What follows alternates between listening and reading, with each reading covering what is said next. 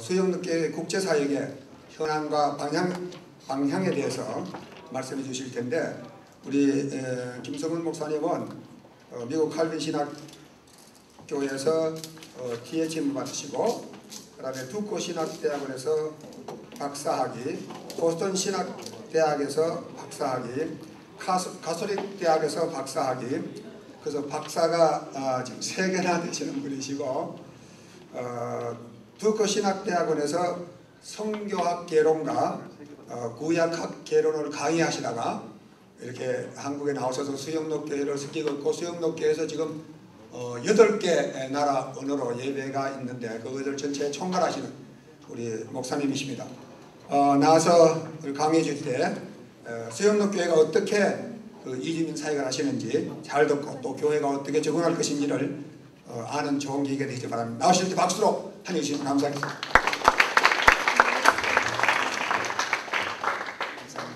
감사합니다 목사님. 제가 우리 박수영 목사님 말씀을 들어보니까 어떻게 우리 이 유명한 정치인들이 신문에 보면요, 이 어느 대학교 신학교 박사학위 졸업 있다는데 아니다 뭐 이런 거 있지 않습니까? 학력 위조 그런 게 생기는지 이제 알겠어요. 저는 그런 거 3개 다 아닙니다. 그게 아니라 제가 이렇게 여러 곳을 거쳤습니다. 이제 박사학위를 하는 과정에 이렇게 보스턴도 갔고, 그리고 캐톨릭 유니버시티도 갔고, 그 다음에 끝으로 이제 듀크에 갔습니다. 그래서 3개 있지 않습니다. 혹시나 와전되면 안 되니까요. 정확히 하겠습니다. 저 없습니다. 없고, 네, 저는 이제 칼빈을 졸업했고, 그리고 이제 제가 이 수영록교에 와가지고 한 3년 반 전에 와서 저는 영어 예배를 담당으로 섬기면서 또한 동시에 국제사역국 전체를 총괄하고 있습니다. 제가 이렇게 이 국제 이주민 선교 포럼을 한다고 했을 때 제가 과연 맞을까 생각도 했습니다. 그런데 여러분께 한 가지 이제 이거는 소개시켜 드려야 되겠다 그런 생각이 있어서 제가 함께 참석하게 됐습니다. 많은 경우에 이주민 선교 그러면은 이렇게 여태까지 들어왔던 것처럼 여기 오신 외국 근로자분들 한테 이제 선교를 전도를 하고 그분들 예수 그리스도를 믿게 해서 그분들을 잘 양육을 해서 파송하는 것까지 저희가 흔히 얘기를 합니다. 수영록교회는 사실은 수영록교회에 있는 국제사역은 여러 가지가 믹스가 됐어요. 무슨 말이냐, 여기 잠깐 보면은 우리 이 페이지 10페이지 11페이지에 보면은 모델들이 잠깐 나오는데, 수영록교회 전반적인 모델은 이 디파트먼트 모델입니다. 수영록교회가 있고 모교회가 있고 그 밑에 이 국제사역이라는 게 존재합니다. 그러나 국제사역이라는 걸 들어가 보면은 어떠한 모습이냐면은 이거는 블렌디드 모델입니다. 10번입니다. 즉 여기는 어떤 게 있냐 하면은 이 여러 가지 소교회가 존재하는 듯한 각자마다 조그만 교회의 형식을 취하는 것도 있고, 또 어떤 교회는 어떤 교회라는 것은 이제 언어 그룹이죠. 각 예배 그룹이죠. 어떤 그룹은 여기 멀티 처치 모델 8번 같은 그러한 모델도 있습니다. 그래서 수영록교회는 여러 가지가 존재합니다. 그래서 수영록교회를 통하여서 여러분께 간단히 이러한 것을 잠깐 소개해 드리고자 합니다.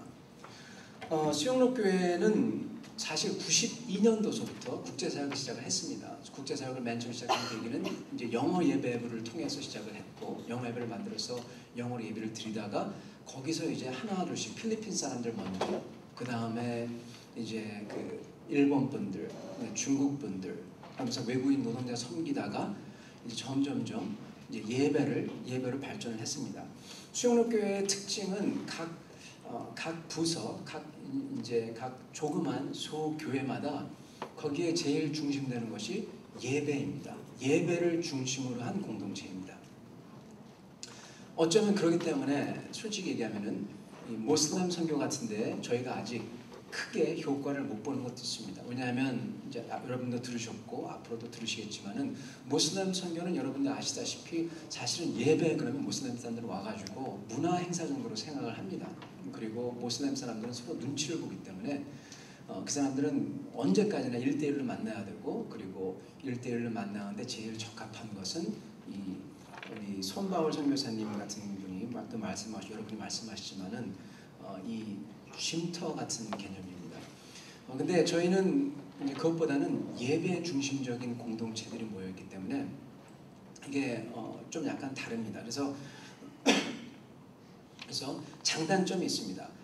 그걸 잠깐 말씀드리자면은 저희는 약 지금 11개 예배 부서가 있고요. 그리고 11개 예배 부서가 있고, 그리고 그것을 다 서포트하는, 지원하는 이제 외국인 부서를 돕는 사역이 있습니다. 예를 들어서 복지 사역 같은 거, 취업 알선이나 체불 임금 같은 거 그걸 다 해결해주고, 그리고 비자 상담도 해주고, 그리고 외국 분들이 이 불법 체류자 같은 경우에 의료 치료를 못 받을 경우에 그분들이 와서 치료를 받게 해주는 그러한 시스템이 지금 잡혀 있습니다. 예를 들어서 이 엘레븐 빌딩에 3층에 가시면은, 내려가 보시면은 거기 보면은 의료 선교부 이렇게 있습니다. 주일날 같은 경우는 거기가 완전히 풀로 가동을 합니다. 거기서 안과서부터 치과까지, 내과, 웬만한 건 전부 다 거기서 다 해결이 돼요. 그래서 그런 식으로 저희가 존재하는데, 근데 그것은 어디까지나 예배를 드릴 수 있도록 해주는 겁니다. 그래서 저희는 전반적으로 보면요, 이 사람들을 가서 돕고 전도하고, 물론 그런 것도 있지만은 궁극적으로 저희가 하는 것은 외국인들이, 예배에 나오는 외국인들이 은혜 받고 감동받아서 그들이 가서 자기 친구 데려오는 겁니다. 그래서 쉽게 얘기하면은 교회 모델입니다. 그러면서 그 와중에 도움이 필요한 사람을 저희 전문적인 기관에 의뢰해가지고 돕는 그러한 모델입니다. 그래서 각 외국인 부서는 이 외국 한 20명에서부터 300명까지 이제 규모가 다양합니다. 근데 보면은 이 예배 부서는 한 4종류의 사역으로 구분될 수가 있어요. 4종류의 사역은 대상과 목적과 방법이 다 다릅니다. 그러니까 외국인 선교를 했을 때 제가 맨 처음 왔을 때는 뭐 다 똑같겠지 생각했는데, 제가 가만히 들여다보니까 완전히 다른 겁니다. 여러분 잘 아시지만은 여기 외국 분들 안 계시죠? 제가 안 계시니까 이렇게 얘기를 할게요. 여러분들 아시지만은 이 힌두교 계통 그쪽 사람들 머리가 잘 돕니다. 아주 똑똑해요. 그래서 와가지고 항상 물어봅니다. 다른 데 이렇게 다 해주는데 왜 너희는 안 해주냐? 흥정을 해요. 네. 그 힌두교 이 배경 가진 사람은 그걸 잘합니다. 그죠? 그러한 생태가 있어요. 근데 거기에 그러니까 그 사람들 갖다가 이제 다룰 때, 이제 전도를 할 때나 그럴 때 그걸 잘 봐야 됩니다. 그리고 아랍 사람들이나 모슬렘 같은 계통은 그것도 물론 방글라데시냐, 이게 파키스탄이냐, 그게 인도네시아 다 다르죠. 물론 그거 다 다른데, 그러나 그들이 가지는 공통적인 그러한 두려워하는 것, 눈치 보는 것, 그리고 1대1로만 만나야 되는 것, 그러한 이제 저게 있고, 중국 사람들 같은 경우에는 굉장히 프라우드하죠. 굉장히 이렇게 이 자존심이 세죠. 일본 사람들 같은 경우는 마음을 절대로 안 열고, 그리고 이 미국 사람 같은 경우는 한마디로 얘기하자면은 교회 안 와요. 벌써 포스트 크리스천입니다. 벌써 한물 지나갔어요. 교회는. 그런 사람들한테 전도를 해야 됩니다. 그런 상태. 그런데 어떻게 할 것인가. 그렇기 때문에 이 전도, 그리고 노동자들이 있고 다 완전 다 다릅니다. 좀 만약에 이렇게 분류를 한다고 하면 4가지로 분류할 수 있는데, 제가 볼 때는 크게 분류하자면은 첫 번째는 외국인 노동자 그룹이 되겠습니다. 이 사람들은 물론 종교와 문화가 다 다르지만 이 사람들의 공통점이 있다고 하는 게 뭐냐면 바로 필요가 있다는 겁니다. 니드가 있다는 겁니다. 이분들은 여기 오셔서 니드가 있기 때문에 이분들한테는 공통적인 필요를 갖다가 잘 채워주면은 그분들이 잘 올 수 있는 그런 계기를 마련할 수가 있습니다. 예를 들어서 쉼터 사역 같은 거, 취업 상담, 의료 선교, 복지 지원, 그리고 무엇보다도 교회 공동체를 통해서 사랑을 전하는 것. 그리고 이것을 다 되려면은, 외국인 노동자에 사역하려면은 제가 느끼기에는 가장 중요한 거는 한국인 헌신자들. 뭐냐면은 복지니, 밥 해주는 거니, 운전해주는 거니, 치료해주는 거니, 이게 다 되려면 한국 사람들이 필요합니다. 한국 사람의 전적인 헌신과 교회의 투자가 필요하죠. 여러분이 아마 너무나 잘 아실 겁니다. 근데 제가 볼 때 제가 이제 앞으로 얘기하고 싶은 게 있는데, 이게 뭐냐면 이 쉼터 같은 경우는 보면은 너무나 잘 알려져 있죠. 논문도 많이 나와 있죠. 이 손바울 선교사님 이슬람권, 김교준 선교사님 이슬람권, 신재명 선교사님 불교권, 그분들을 다 따르면 쉼터가 너무나 중요하다 그런 말씀을 하죠. 예를 들어서 부천 다문화센터 같은 경우는 모슬렘 선교가 어렵다는 고정관념을 깨고 이 쉼터를 통해서 좋은 효과를 내고 있고, 그리고 그분이 항상 물어보는 제자 양육 방안은 좀 더 효과적인 건 뭘까 그랬을 때 1대1로 만나는 게 중요하다 그렇게 얘기를 하시고, 그리고 불교 선교를 하시는 신재명 목사님 같은 경우에는 그 사람들이 전도를 못 받는 게 이 종교가 달라서 그런 것보다도 견고한 사회 구조, 그러니까 이 소셜 네트워크가 너무나 견고해가지고 파고 들어갈 틈이 없다는 겁니다. 그래서 거기서 자유롭게 된 상태에서 전도해야 된다. 그래서 그게 무엇이냐? 견고한 구조를 무너뜨리는 첫째 조건은 각 나라 사람들 그런 구조가 없는 데를 끌고 나와야 된다. 끌고 나가야 된다. 그게 어디입니까? 바로 끌고 그러한 구조도 없고, 그리고 전도자도 마음대로 다가갈 수 있는 것, 그리고 목회자가 주도권을 잡고 칼자루를 잡고 리드할 수 있는 것, 그게 어디냐? 바로 쉼터라고 규정을 합니다.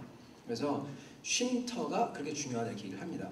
근데 제가 보기에는 이 쉼터 맞습니다. 중요합니다. 근데 제가 볼 때는 외국인 노동자 갖다가 이제 앞으로 할 때는 제가 볼 때 앞으로 이제 그 전환이 일어나야 되는데, 그게 뭐냐? 우리가 생각하는 흔히 그런 칙칙하고 그냥 잠만 자고 밥만 먹고 이런 이 의식주를 갖다가 충족해주는 그러한 쉼터, 이것마저도 없습니다. 맞습니다. 저희 수영록교회도 이게 있는 데가, 있는 부서가 한 2부서밖에 없습니다. 그러나 제가 볼 때는 이제는 이게 아니라 한 단계 더 차고 나가야 됩니다. 그래야 전도가 됩니다. 그거에 대해서 잠깐 나중에 말씀드리겠습니다. 사실은 어느 정도로 돼야 되냐? 제가 볼 때는 한국 사람도 가고 싶어하는 데가 돼야 됩니다. 보면은 외국 사람 가면은, 외국 이 인터내셔널 거리 가면은 그 사람들은 옛날에는 없었지만 지금은 그 사람들 마켓 다 형성돼 있고, 그 사람들 카페 형성돼 있고, 그 사람의 커뮤니티들이 다 벌써 자리 잡고 있습니다. 그렇기 때문에 이 그냥 예전 벌써 10년 전의 도구로서, 그러한 수준으로서 다가가면 벌써 못 잡을 것 같습니다. 그래서 제가 볼 때는 좀 더 향상돼야 한다고 봅니다. 그건 좀 더 후에 말씀드리고, 그래서 그건 외국인 사역의 특성이고요. 그거는 이제 우리 한국 그런 서포터가 되게 중요하고, 러시아 선원도 여기 속합니다. 그리고 중국 유학생 사역이 있습니다. 이건 아주 전략적인 사역이고, 우리 다른 분들도 많이 말씀하셨지만은 제가 볼 때 앞으로 길게 잡아야 10년, 짧게 잡으면 5년, 이때 어떻게 보면은 결정적인 것 갖다가 해야지, 그렇지 않으면 중국 학생들이 더 이상 이렇게 많이 오지 않을 것 같아요. 그래서 그 사람들의 이 목적과 관심은 한국어 문화 습득과 그 후에 직장입니다. 아까 말씀하신 거와 마찬가지입니다. 그래서 그들은 한국어를 배우기 원하면서도 서로 뭉치는 성향이 있고, 그래서 중국 예배가 중요하고, 그리고 한 명이 좋다고 하면 막 무르르 끌고 들여오고, 그래서 중국인들한테 신뢰를 얻는 게 중요합니다. 그래서 물질적으로 풍부합니다. 그들은. 그렇기 때문에 신뢰와 사랑으로 그들을 갖다 잡아야 되는 그런 중국 유학생 사역이 있고요. 그리고 또 하나는 일본어 선교, 일본어 사역인데, 제가 저희 예배부에서는 사실 일본 사람 전도가 쉽지 않습니다. 계속 이 10명 수준에 머물러 있어요. 물론 더 많이 전도도 하고, 그리고 그분들을 내보내기도 하고, 또 다시 전도하고 그러는 게 있지만은 숫자가 계속 총 일본 예배부 같은 경우는 70명 정도인데 그 중에서 10명 정도예요. 일본 사람. 근데 저는 이걸 보고 참 참담하게 느꼈는데, 제가 얘기를 들어보니까 그냥 정확히 모르겠어요. 들은 얘기입니다. 사나이 교회에서는 그 한 5년 동안 그 일본 여자분들 상대로 해가지고 이 요리, 한국 요리 클래스 강습을 갖다가 했다고 합니다. 나중에 가서 뚜껑을 열어보니까 한 사람도 믿는 사람이 없더래요. 그거에 비해서는 야, 우리가 잘하는구나, 그냥 우리가 자화자찬을 한 적이 있어요. 그런데 제가 볼 때는 실례합니다. 일본어 선교의 목적은 사실은 저도 그렇고 우리 일본어 전도사님도 그렇고 저희가 보는 목적은 일본인들을 선교해가지고 직접 개종시켜가지고 교육시켜서 내보내는 것도 있지만 저희가 보는 저희의 메인은 중심은 뭐냐면은 일본 선교에 열정이 있는 한국 사람을 일본 문화와 일본어에 익숙하게 숙달해줘서 그래서 일본 선교를 준비하게 해주는 것. 그리고 일본어 목사님들이 여기 오셨을 때 한국적인 영성을 배울 수 있도록 중간다리 역할을 해주는 것. 이것이 일본어 예배부의 사역입니다. 그래서 이거는 평상시 여러분이 생각하는 외국인 선교와 굉장히 다릅니다. 오히려 이건 한국 사역입니다. 한국 사람을 사역해서 훈련시켜서 이 다리를 만드는 그러한 작업입니다. 그런 다음에 네 번째로 어떤 사역이냐면은 인터내셔널 사역이 있습니다. 우리는 다문화 가정이라는 얘기를 많이 하죠. 다문화 가정이라는 말 뜻에서는 어떤 게 있냐면은 우리 한국 사회가 주가 되고 이 주된 사회에 흡수하고 젖어들 수 있도록 여러 가지 문화의 사람들이 들어온다. 이런 개념이 뒤에 있습니다. 그거는 다문화입니다. 그게 어떻게 보면은 외국인 사역, 이 노동자 사역, 이주 노동자 사역에도 그게 중심이죠. 그 이주 노동자뿐만 아니라 그 가정들도 그렇게 해야 되는 거죠. 근데 이거는 그게 아니라 인터내셔널 사역, 거꾸로 뒤집으시면 됩니다. 무슨 말이냐? 한국 사람들이 인터내셔널한 기준에 맞추는 겁니다. 이게 영어 예배입니다. 이게 다국적 영어 사역이라고 하는데 이게 뭐냐? 특정 나라와 민족이 아니라 전 세계인을 상대로 해가지고 하는 사역. 그래서 딱 들어왔을 때 이거는 한국이 아니네. 이거는 어딘가. 마치 여러분 싱가포르에 가면은 이 싱가포르 보면은 그 중국 사람인데 중국 배경을 가진 사람인데 막 영어로 막 하죠, 그죠? 이게 미국인가 헷갈릴 때가 있죠. 바로 그런 사역입니다. 이게 왜 중요하냐? 이 포스트 크리스천, 이 더 이상 이제 크리스천 문화가 아닌 그러한 나라들, 유럽도 그렇고 미국도 그렇고 캐나다, 호주 같은 데는 보면은 그 사람들이 특히 거기 백인들이 느끼는 것 중에서 아주 쿨하게 느끼는 게 있어요. 그게 뭐냐? 흑인들은 안 그렇게 느끼는데 백인들만 그렇게 느껴요. 그게 뭐냐면은 이 multi-ethnic church, 그러니까 여러 다국적 나라에 내가 참여하는 걸 굉장히 쿨하게 여겨요. 그게 하나의 끄는 겁니다. 그런 면에서 이게 유효하고 또한 이게 어떤 면에서 유효하냐면은 한국 교회에 자극을 주는데 제가 볼 때 유효하고요. 그리고 앞으로 한국이 그렇게 될지 안 될지는 모르겠어요. 그러나 예를 들어 싱가포르 같은 데 모델을 보면은 거기 모델을 보면은 이 영어로 하는 그러한 교회가 완전히 자립돼 있죠. 지금 서울에 보면은 그런 몇 교회들이 있습니다. 영어로 완전히 진행을 하고 그리고 근데 서울은 2세들이 많아가지고 그게 가능해요. 2세들이 많아서 2세들이 들어오고 2세들과 함께 따라서 들어가는 젊은이들이 들어오고 그래서 나름대로의 멀티-에트닉 처치 가능합니다. 인터내셔널 처치 가능합니다. 부산은 안 그래요. 부산은 2세들이 하나도 없어요. 2세들이 여기 있을 이유가 없습니다. 직업이 없어요. 간단히 얘기하면요. 잡이 없습니다.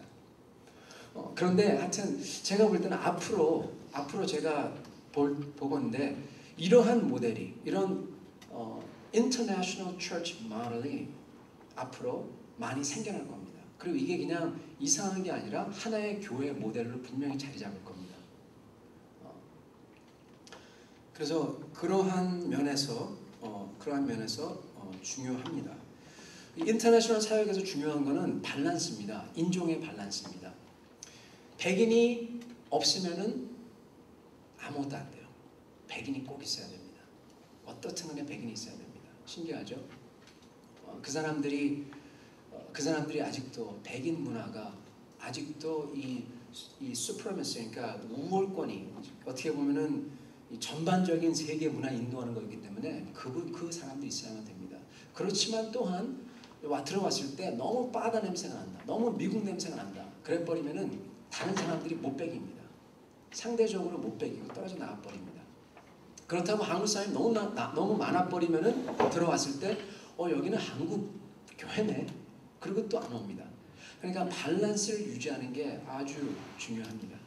그래서 이렇게 밸런스를 유지하면서 딱 왔을 때 그 사람들 모든 어느 나라에서 오든지 간에 여기는 정말로 인터내셔널한 곳이구나. 마치 안디옥에서 보면은 헬라인과 유대인이 없이 크리스천을 불렸다. 그렇게 부르는 곳이나 그렇게 나와야 됩니다. 그래서 사실 영어예배, 수영록교 영어예배 이름이 Antioch International Ministry입니다. AIM입니다. 여기에 중요한 것은 이 밸런스를 맞춰주는데 사실은 제일 핵심은 제가 해보니까 제일 핵심은 누구냐 했을 때는 이 국제 결혼 가정입니다. 국제 결혼 가정. 그러니까 이 북미인과 이런 사람들과 결혼한 가정들이에요. 그 사람들이 있음으로써 이거는 이 미국도 아니고 한국도 아니고 그러한 맛이 나오는 거예요. 그러면서 거기다가 살을 갖다 붙일 수가 있는 겁니다. 여기서는 유년주일학교가 중요하고요. 유년주일학교가 굉장히 중요합니다. 유년주일학교를 통해서 저희는 어떻게 보면 부산에 아마 이 영어로 하는 데는 있지만은 외국 사람들이 여러 사람들이 와가지고 아이들이 함께 이렇게 하는 데는 아마 여기밖에 없을 겁니다. 가보면은 핀란드 그리고 스웨덴 그리고 미국 뭐 이런 애들이 다 와 있어요. 그래서 굉장히 중요하다 봅니다. 그리고 이 싱글 사역인데 싱글 사역은 정말 어렵습니다. 미국도 보면은 20대, 30대를 잡는 게 믿지 않는 20대, 30대를 잡는 게 Holy Grail이라고 하죠.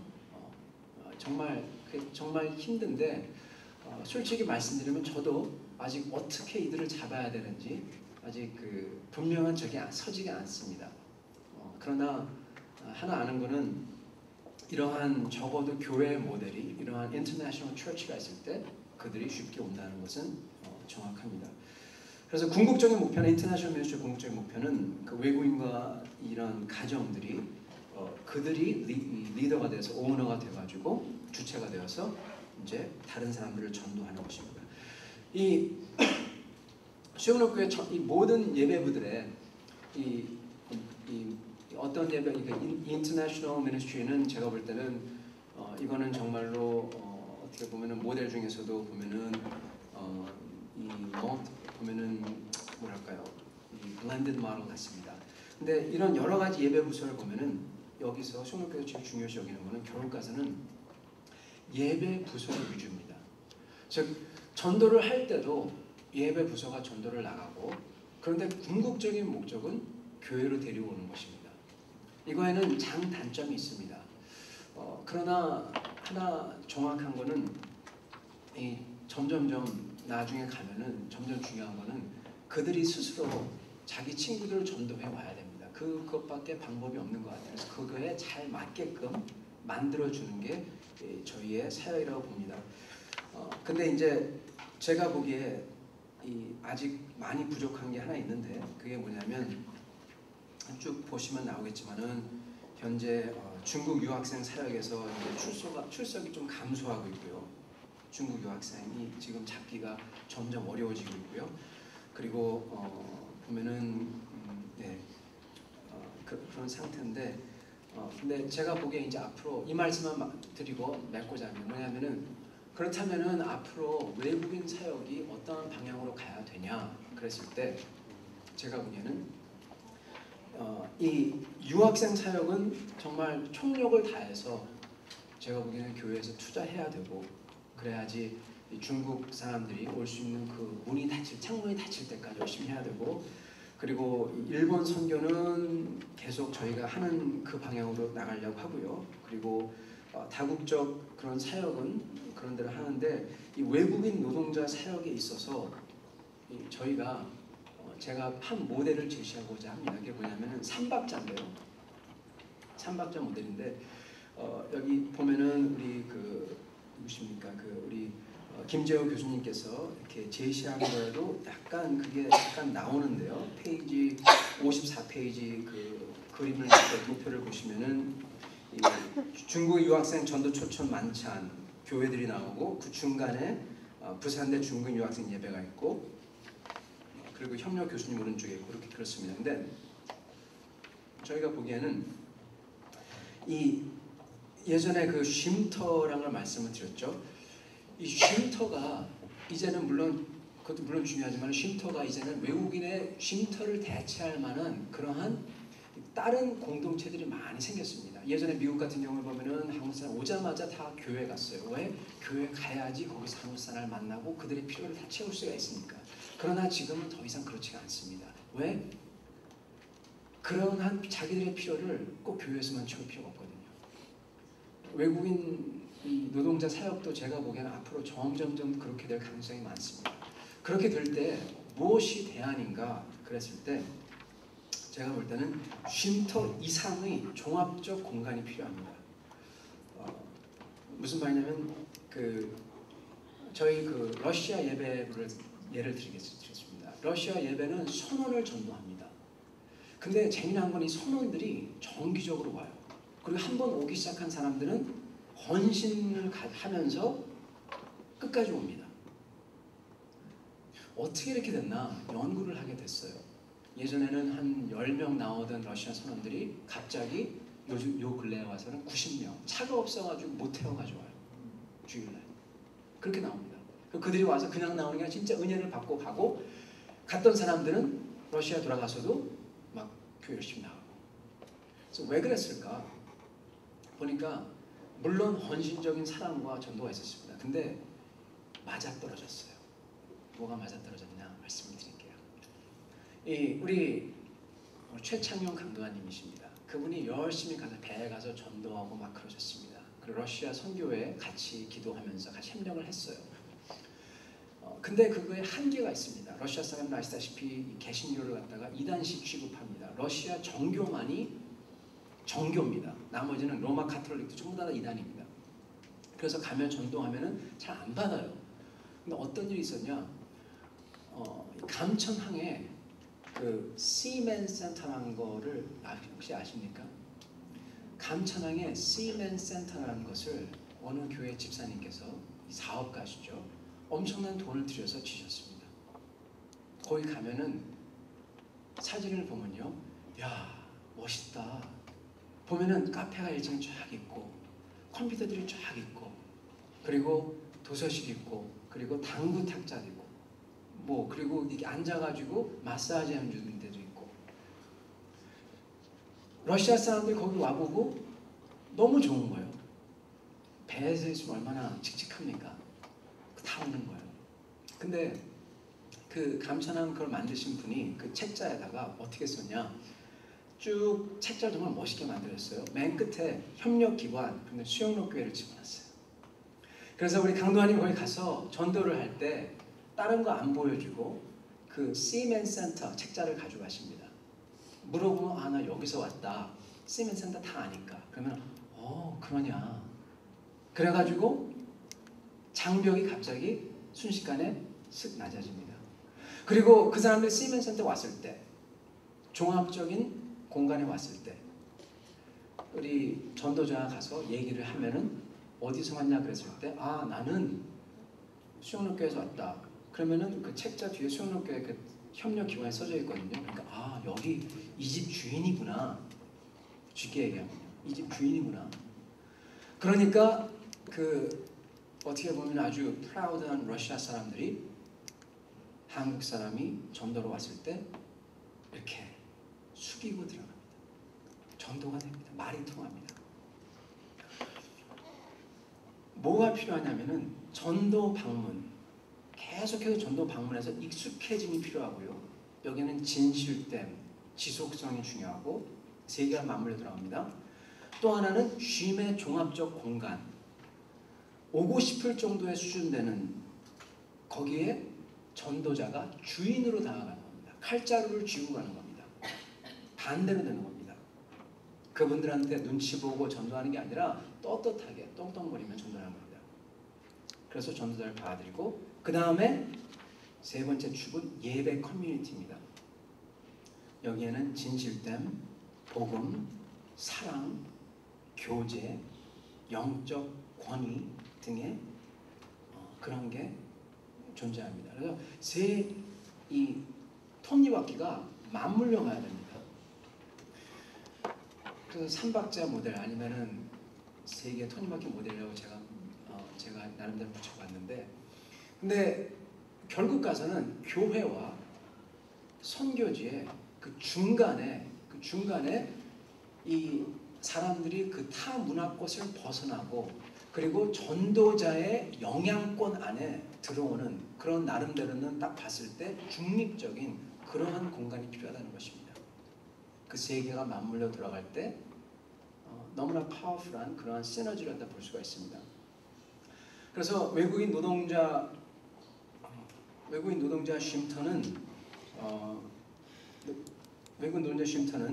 이 방문, 종합적인 공간, 쉼터라고 하겠습니다. 방문, 쉼터, 교회, 이 세 박자 구조가 맞물렸을 때 완전히 그거에 이 full potential을 갖다가 발휘할 수가 있는 것 같습니다. 저희 수영록교회는 아직 그거 없습니다. 안타깝게도 그러한 공간을 좀 만들어야 되는데 할 게 많아서 저는 약간 밀린 것 같아요. 근데 그런 게 좀 필요합니다. 그렇지만 저희가 적어도 이제 이 수영록교회에서 저희가 보는 앞으로의 방향은 이 외국인 선교도 이제는 투자를 해서 그러한 이 종합적인 공간, 중립적인 공간이 필요하고, 그리고 그런 곳으로 외국인들 끌어들여야 되고, 그리고 이 다문화 사역, 아니 인터내셔널 사역, 그 사역을 통해서 새로운 이런 교회 모델을 한국 교회에도 제시를 해야 되고, 그리고 이 중국 학생들, 그분들에게 총력전을 펴서 전도를 해가지고, 문이 언제 닫힐지 모르겠지만은 그러한 전도를 해야 되겠다. 나름대로는 그렇게 한 4가지의 방향으로서 저희는 이렇게 이 정책을 삼고 나아가고 있습니다. 이상입니다. 감사합니다.